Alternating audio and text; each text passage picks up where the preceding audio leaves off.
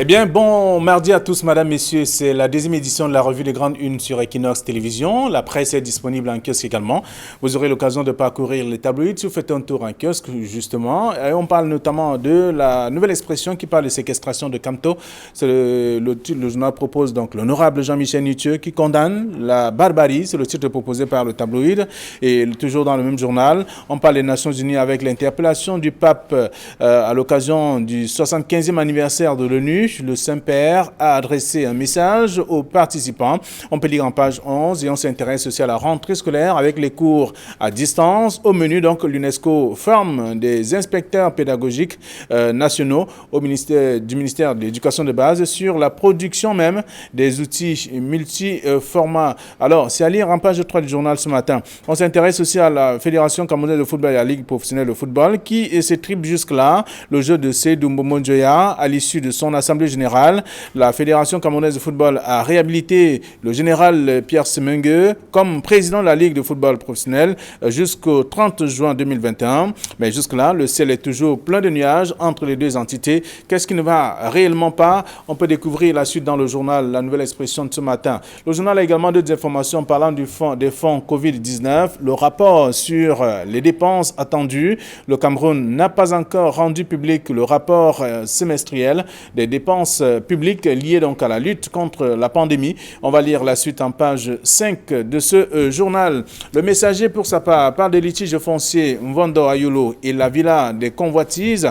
Bataille juridique autour d'un domaine foncier que la Caisse nationale de prévoyance sociale a vendu au directeur du cabinet civil de la présidence de la République en fin 2019. Comprendre donc l'arbitrage du MINCAF, c'est à lire dans le journal en page 4 du quotidien Le Messager, disponible en kiosque ce matin. Le journal parle également des péninsules de Bakassi avec le martyr des ex-prisonniers de guerre. C'est en page 7. Le journal s'intéresse aussi à la séquestration du professeur Maurice Camto. Jean-Michel Nitieux met en garde le pouvoir. C'est ce que le journal propose en page 3. C'est le quotidien Le Messager de ce matin. Le journal est disponible en kiosque, tout comme le quotidien Le Jour qui parle de manœuvres. Pourquoi Maurice Camto est toujours séquestré? C'est la question. La suite est à découvrir dans le dossier proposé par le tabloïd. Le journal parle également des examens officiels, notamment du probatoire, et parle d'échecs records pour cette année. Donc, Mutation qui en kiosque parle dans des frais de scolarité et d'examen.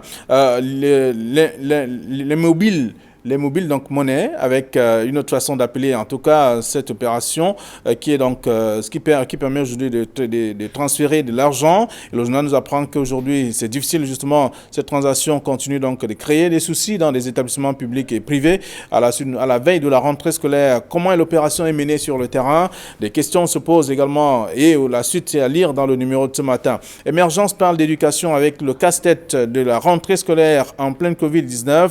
Comment est-ce que les élèves vont affronter les premières épreuves et notamment les premiers cours dès le 5 octobre prochain, qui est également journée consacrée à l'enseignement ou aux enseignants. C'est à lire dans le journal Émergence qui propose tout un dossier et parle notamment des Garoua où les crocodiles sont en divagation et ce qui crée donc la panique au sein de la population depuis quelques jours. C'est dans le journal en page 2 d'Émergence. Et puis Cameroun Tribune de ce matin parle de l'école primaire.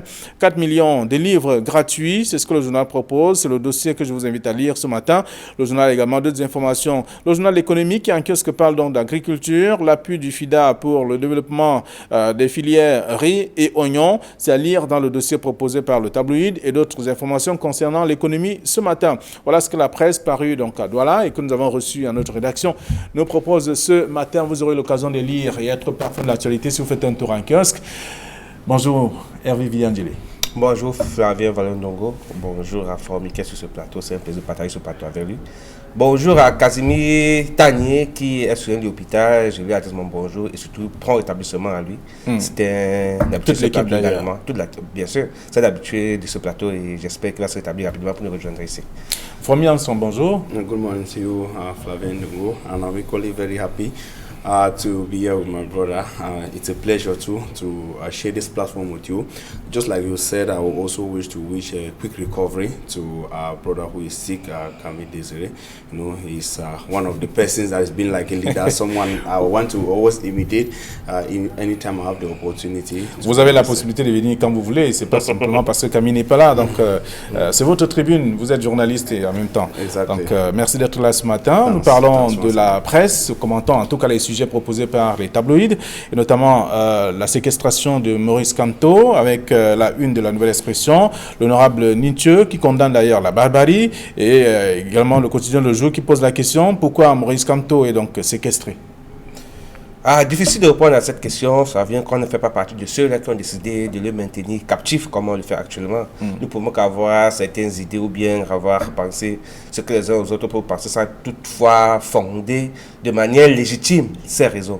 Déjà, c'est des raisons qui, pour nous, semblent ne pas respecter un certain nombre de principes juridiques dans notre pays. Parce qu'il faut quand même reconnaître que être emprisonné sur soi-même, ça, c'est incompréhensible. Et bien avoir des forces de l'ordre qui vous gardent pendant une semaine sans motif réel, sans décision juridique valable, je pense que c'est incompréhensible et que ça va en droite ligne avec la violation des libertés de se mouvoir d'une personne. Pour qu'un tel acte soit posé, je crois que la justice doit d'abord prendre des actes. La justice doit se prononcer. Au jour d'aujourd'hui, aucune prononciation n'est faite.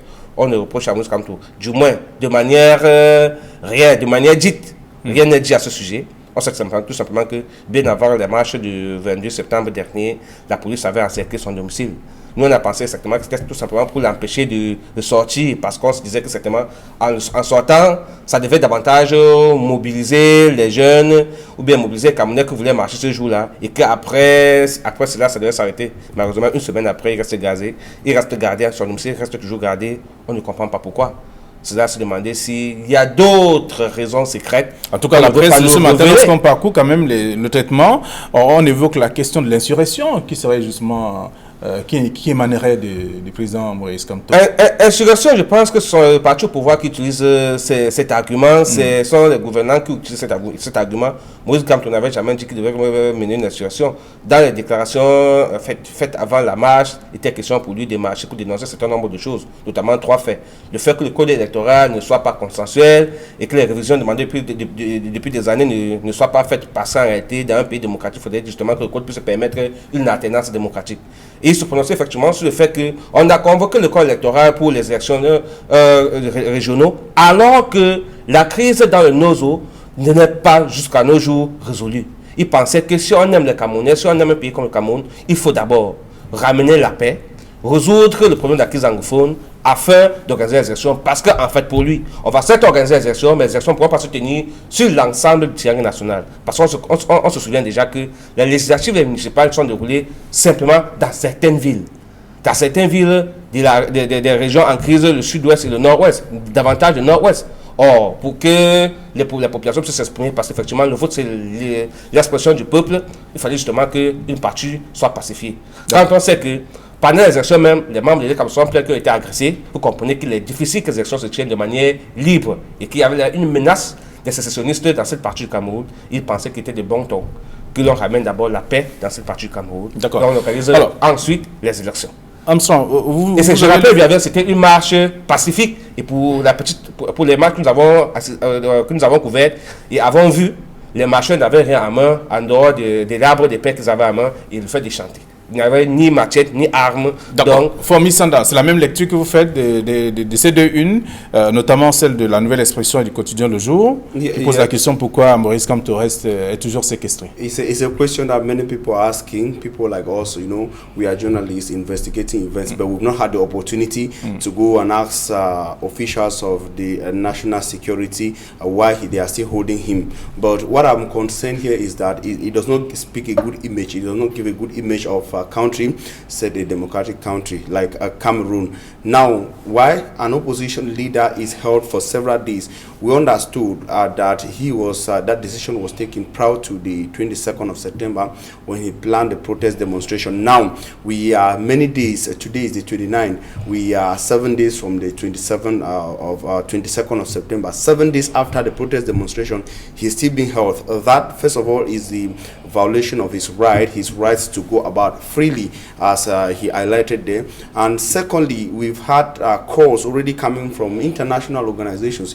Yesterday, I had a document published by the Mandela International Center, the Mandela International Center, that was worried about the approach used by the government of Cameroon to address the protest planned for September the 22nd. Oui, il y a plusieurs organisations qui s'intéressent justement à cette affaire, qui demandent au gouvernement de pouvoir trouver une solution aussi rapide. And some are even worried, Flavien, that it might take the turn that we are having in the northwest and southwest region. Some went as far as trying to highlight the fact that the protests in the northwest and southwest, you remember in 2017, on the 22nd of September 2017, people went to the street in the northwest and southwest regions. Très bien, mais est-ce que les raisons évoquées par exemple par le gouvernement, qui ne semble pas trop s'attarder sur ces points que vous évoquez, c'est l'insurrection? Yes, that's a concern raised by the government, but when you want to look at the definition, I actually followed a senior journalist at Monkanga on Sunday, for example. He brought a definition from the International Dictionary for Justice, something like that. He brought a definition of what insurrection is about. Flavien, he talked about the fact that seemingly an insurrection, or a planned insurrection, must have some characteristics. He talked about the fact that they might be planning, or people are planning to destabilize democratically established institutions by force. That is a sign of insurrection. Yes, and of course they must be armed. And the third point is the fact that the people, if it's an insurrection, they must take one part of the country, a territorial Cameroon, for example, and hold hostage and say, okay, we are the ones controlling this part of the country. We must move from there to control the rest of the country. This we did not find with protesters of September the 27th, 2020 in Cameroon. None of them was seen with any form of weapon, at least for those I saw in Douala, because I was in Dokoti. I did not see anybody armed in Dokoti. But a CPTM official, or an official of the ruling CPTM party, who said, I think it's Andre Lutemika, who said on Equinox that they had information that they saw some persons moving to the residence of the CRM political party national president Maurice Kamto with weapons. But we've not seen those images. No journalist saw that. I think the opposition. C'est un combat d'idées, vous comprenez yes, bien. Of course. Donc, when you even see the SDF party, SDF people will tell you that when Nijon Fundi took Cameroonian to the street in the 1990s, they said he was planning an insurrection. And of course, they are saying that in Cameroon, a protest planned by the opposition is never validated or is never authorized. They want to side with the case of Jean-Michel Ninchou and many. Voilà, qui exige en tout cas, il fait savoir qu'il demande la libération immédiate. De toutes les personnes qui ont été interpellées. I think, yes, he suffered that effect. You know, we've had Jean-Michel Ninchou, Honorable Jean-Michel Ninchou, held under house arrest for several days here in Douala. I followed a CPDM or an SDF official, I think it was Jean-Robert Wafa, who said that Jean-Michel Ninchou, Honorable Jean-Michel Ninchou, asked for authorization for at least over 50 manifestations in Douala. None of them was authorized. You see, it puts the opposition in a very difficult situation. And when you're forced to go to the streets, you attack an individual planning an insurrection in the country, which is actually disturbing. Alors, donc, les lecteurs vont également lire un peu le traitement qui a été réservé à cette actualité, les titres proposés par notamment la Nouvelle Expression, l'honorable Nietzsche qui condamne la barbarie, et avec la séquestration du président Maurice Kamto à son domicile, et le journal Le Jour de poser la question ce matin, pourquoi Maurice Kamto est toujours séquestré. Les éléments de réponse sont dans, bien entendu, le traitement qui a été réservé justement à cette actualité. Alors, autre chose que la presse nous propose ce matin, on parle déjà de la rentrée scolaire. La Nouvelle Expression parle des cours à distance au menu justement avec l'UNESCO qui forme les inspecteurs pédagogiques nationaux, et également Émergence qui parle du casse-tête de la rentrée scolaire en plein Covid-19. Oui, il faut quand même dire que c'est une question difficile à résoudre aujourd'hui parce qu'en fait nous sommes à une semaine, jour pour jour, pour cette rentrée scolaire, et quand on sait que le cours a été interrompu il y a 6 mois, depuis mars dernier pour certains, et que seuls les classes d'examen ont pu faire 1 mois de cours pour pouvoir aller aux examens, il y a qu'on peut commencer à s'inquiéter parce qu'on se pose la question de savoir, avec la maladie, la pandémie, la Covid-19 qui n'est pas qui n'est pas achevé chez nous, comment est-ce que les cours vont se dérouler?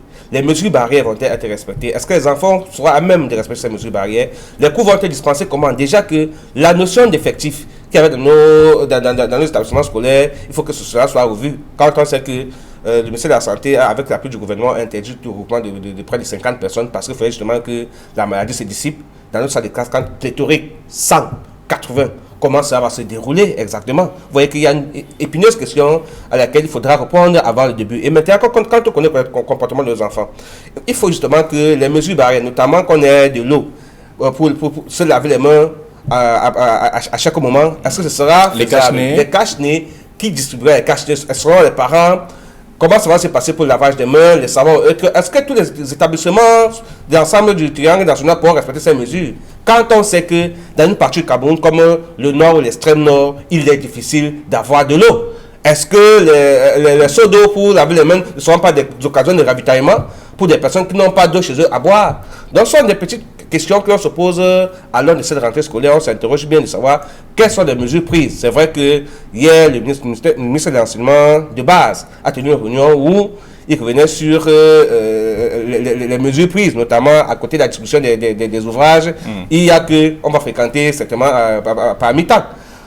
C'est vrai que pour l'enseignement de base, ce n'est pas nouveau. Mais il y a également que l'UNESCO, qui est en train de former des enseignants pédagogiques, a quand même pensé que les cours en présentiel ne suffisent plus aujourd'hui. Avec l'apport des nouvelles technologies de l'information et de la communication, des outils que nous avons, on peut également faire des cours à distance. C'est-à-dire qu'à travers WhatsApp, à travers Facebook, à travers la télé, à travers la radio, tous les canaux qui peuvent permettre aux enfants de recevoir les cours. Il n'y a pas Internet dans mon village, par exemple. Oui, c'est vrai qu'il n'y a pas Internet, mais ils ont dit qu'ils pourront faire parvenir des supports de cours papier qu'on pourra transporter dans des zones du Cameroun qui sont reculées. Et en plus, ils ont quand même rappelé que chaque région, chaque village du Cameroun est comment arrosé par une radio. Donc ça fait que même avec les radios communautaires, ce sont des éléments pour permettre de dispenser les cours. J'espère bien qu'ils sont allés à Yokadouma où oui. on n'a que la radio centrafricaine qu'on écoute là-bas. Oui, bon, la question était posée.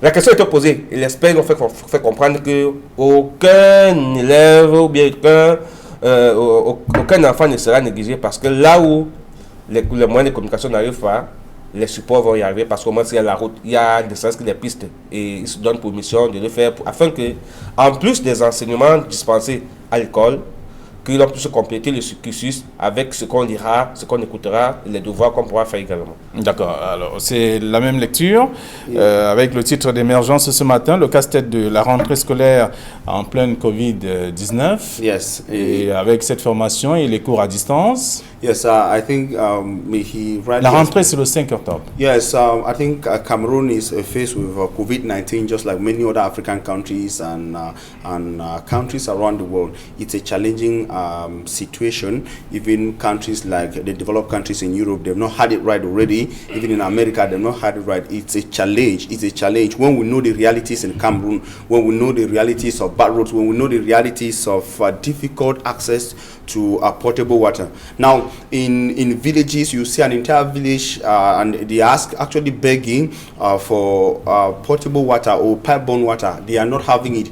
If we went past that level where water was accessible to everyone in every locality in Cameroon, now the concern would have been the possibility of officials making it that water is available in schools. I mean, running water, like they say, so that any child can come and wash. Because like he was raising a point of putting water, for example, in a basin, children, they will not understand that if you want to wash your hands to be free from COVID-19. On a constaté quand même qu'il y a quelques temps, on ne respectait plus ces mesures barrières. Yes, that's another thing. And you know, children, they learn from home. When you get up from the leave the house where your father is not wearing a face mask, your mother doesn't care any longer. Your mother no longer sees the importance of using a hand sanitizer or washing the hands regularly. A child, that spirit will not be in the child. If the child is even given a mask in school, the child will remove it. You know, that is something that has to even be worked with parents. They should not only think children will get up one morning and they are used to these measures. And alors, on ne va pas apprendre à porter le masque aux enfants à la rentrée. Ça doit être fait depuis la maison. Exactly. Of course, from the house. and the parents who needs to be doing it. You know, our children learn a lot from us, Flavien. They learn a lot from us. They see things we do at home, they take them to school. Most of the time, there are things they do, they don't necessarily get them from school. I also have another concern, the fact that COVID-19 actually had an impact on the setting of the academic year. I want to talk about the Anglo-Saxon system of education in Cameroon, for example, and the calendar for those who wrote the GCA ordinary and advanced level. Right now, as I'm talking to you, we've not had the GCA results yet, and schools are to resume in less than 2 weeks. Now, imagine that your child, you don't know if your child has succeeded in the O level, and in Form 5, when you succeed, you need to seek admission to go into lower C. You understand? The French exams organized by the Office de Bac, that's how they call it in French or something. It's the exams are out, but now we're still waiting for the ordinary and the advanced level results that have not yet been published. How will parents know whether their children have made it or not? When will they then go to seek admission? Where would they get uniforms for kids? How would they get the school fees? And all those things, questions that are still begging for answers. Alors, donc Émergence qui parle du casse-tête de la rentrée scolaire en pleine Covid-19, c'est la une de ce journal. Vous aurez l'occasion de lire également le traitement qui a été réservé à cette autre actualité. Et on parle également d'autres choses dans le journal. Ce matin, on peut parler aussi du Covid-19 puisqu'on a déjà évoqué, parlant de la rentrée, avec le rapport sur les dépenses attendues juste là. Oui, les fameuses dépenses, parce qu'il faut que je dise quand même que ça fait 6 mois que nous souffrons, du moins le Cameroun, souffre de cette maladie. Depuis le premier cas détecté en mars jusqu'aujourd'hui, on sait quand même que le gouvernement du Cameroun et certains, on a débloqué des fonds pour la gestion de cette crise. Et ces fonds qui, jusqu'à présent, étaient pilotés par le ministre de la Santé publique, Dr Manaouda Malachi, qui a été interpellé à plusieurs reprises pour se prononcer sur la manière avec laquelle il gère ces fonds. Vous vous souvenez également de la fameuse épisode du riz Orca. On se posait la question de savoir où est-ce que c'était passé. Jusqu'aujourd'hui, c'est vrai que c'était détourné en disant que les riz Orca ont été remis au gouverneur des 10 régions et que seuls deux gouverneurs sont prononcés là-dessus. On attend toujours la réaction des autres gouverneurs pour savoir qui a donc bénéficié des riz Orca. Est-ce que c'est pas une pirouette pour remplir les magasins et rester tranquille après faire comprendre qu'on a remis des riz? Mais je me souviens que le gouverneur de la région de l'Ouest avait dit qu'il avait distribué ces riz et qu'il avait fait une forme de bilan, bon, qui restait encore à vérifier. Maintenant, s'agissant des fonds, comment les fonds ont été utilisés? On attend le bilan. On peut comprendre l'interrogation de la nouvelle expression ce matin.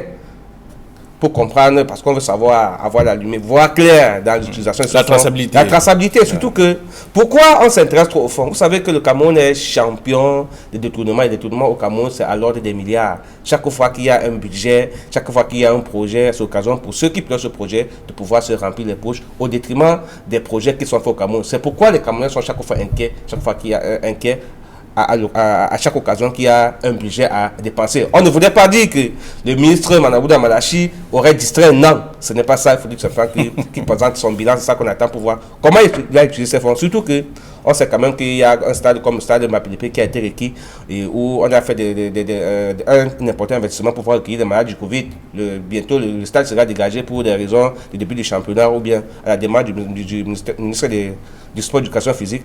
On n'a pas exploité cela, des investissements qui sont certainement tombés à l'eau pour l'instant. Donc, on veut juste voir clair dans l'usage des fonds. Non, mais la maladie n'est pas encore partie. Donc la maladie n'est pas partie, sauf qu'on a fait l'investissement dans un stade qui n'a pas encore servi. C'est vrai qu'on dirait qu'à titre préventif, on a fait des installations en pensant qu'on devait avoir les mêmes effets qu'en Europe. Malheureusement, ce n'est pas le cas. Donc, peut-être, on peut certes dire merci pour ça, mais seulement, il faut qu'on voie clair dans nos fonds parce que quand on a besoin d'argent, qu'on s'endette chaque jour pour pouvoir faire ce nombre de choses, c'est bien, même pour servir d'exemple aux jeunes Camerounais, parce que l'avenir, c'est ceux qui viennent après nous, que c'est comme ça marche, pour servir d'exemple aux autres, qu'on soit clair, qu'on soit traçable, du moins, qu'on trace tout ce qui a été fait pour que l'on dise au moins au Cameroun, pour une fois, il y a eu quelqu'un qui a géré bien les fonds. Moi, c'est pour cette cause-là. For me, yeah, it's true. Qu'est-ce qui vous amuse? No, he's right. You know, it's only in Cameroon when where you find an official or somebody feeling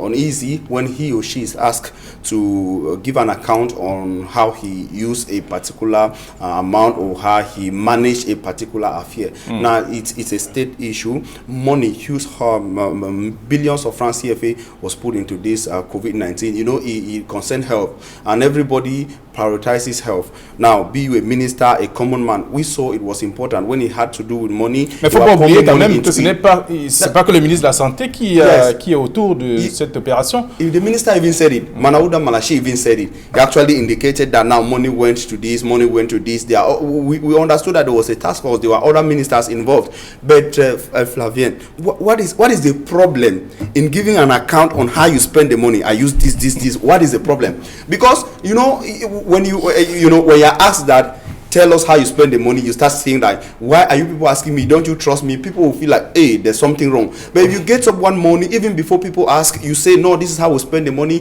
This is what I received from the Minister of Public Health. This is what I received from the government. This is how I use at the level of my ministry, the Ministry of Communication, Ministry of Public Health, that of all other ministries. Ça a été fait quand même, non? Le ministre a donné au moins le premier. And Innovation, Ministry of Scientific Research and Innovation. Il a fait le premier compte rendu quand même. Yes, but other people have not done so. He talked about governors who have not actually even taken upon them to tell the public or people of their respective regions on how they use the rights that was given to them by the government. See, this COVID-19 issue is not only in Cameroon. We've had in Kenya where ministers were arrested in Kenya and detained for misusing this one. So they should not think that they will just go like that in Cameroon. This is public money.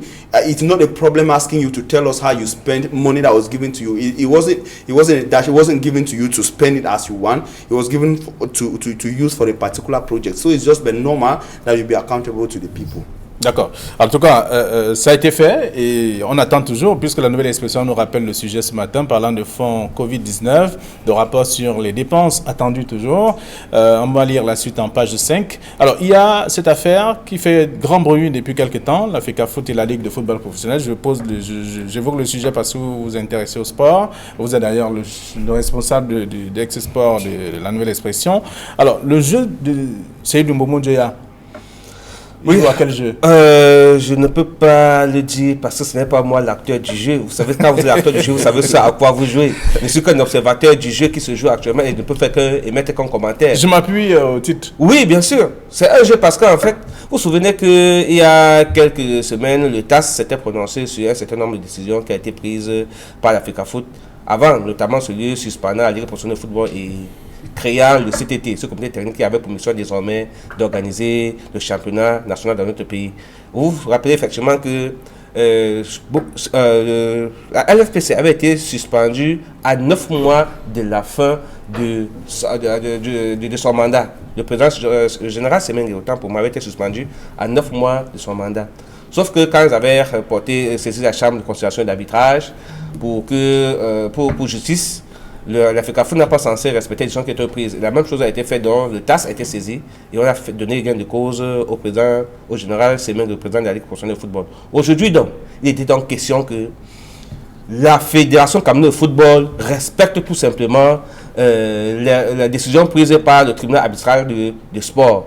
Et on se souvient que bien avant la réunion du bureau exécutif et donc l'Assemblée générale, le ministre des Sports avait réuni la Fédération camerounaise de football, la Ligue professionnelle de football autour d'une réunion pour leur demander d'entériner sur les décisions du TAS et de sauver l'image du football camerounais parce que nous sommes avec des échéances importantes, notamment le CHAN qui débute en janvier prochain et la CAN. Il était donc question que le championnat commence pour permettre aux joueurs locaux de pouvoir de pouvoir s'exercer afin d'être recrutés au sein de l'équipe nationale pour participer à cette compétition importante pour nous. Il faut déjà rappeler que dans cette compétition, le Cameroun n'a pu atteindre que le niveau des quarts de finale depuis qu'elle participe. Ce sera la 4e participation. Donc pour améliorer son palmarès, il faudrait justement que les joueurs soient en jambes. Pour que les joueurs soient en jambes, puisque ce sont les joueurs locaux qui jouent, il fallait bien que le championnat commence avant.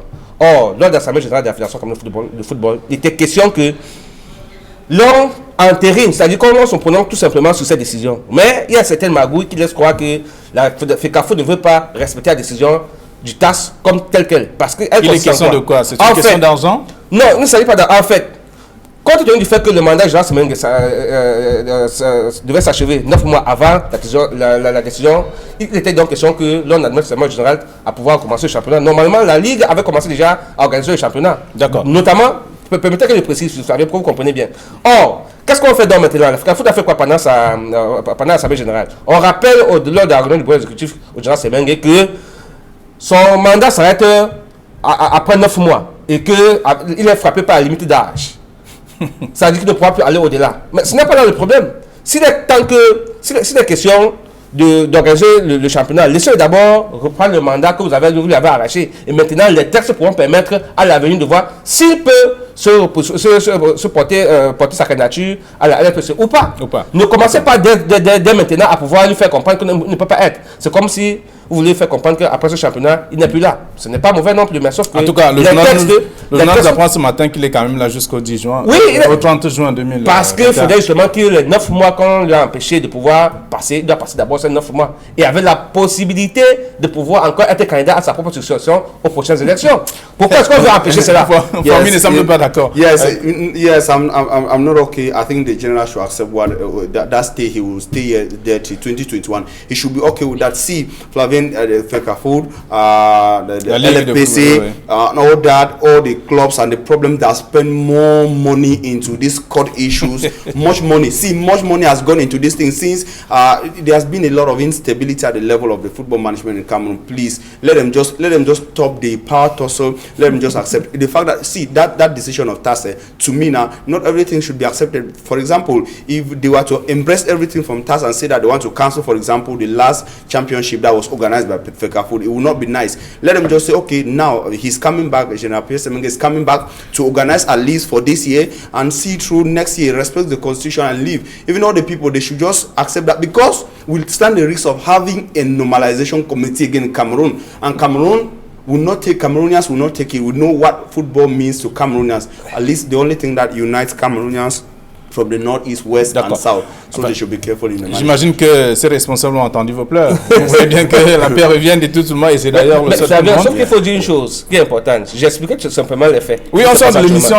Donc, ça veut dire que ce que Fort vient de faire comprendre une chose que nous disons tous les jours. D'accord. Et ça cache un intérêt particulier qu'est le football, pas l'intérêt du jeu. Non, l'intérêt de l'argent que rapporte les jeux, et davantage qui? L'équipe nationale Fagnon. Parce que si le championnat local ne rapporte pas l'argent, ça veut dire que l'équipe Fagnon qui a moins l'argent, donc il faut que les gens mangent. On oublie le football. Merci à vous. Les lecteurs en ligne, ce que vous avez réservé, en tout cas, le traitement que vous avez réservé donc, à cette actualité, c'est dans la Nouvelle Expression ce matin, en page 7. Carrément, oui, voilà. Donc vous allez lire et savoir. Et bien d'autres tabloïds aussi. Merci, bonne journée à vous. Demain, il sera 9h20 pour la 3e de la semaine.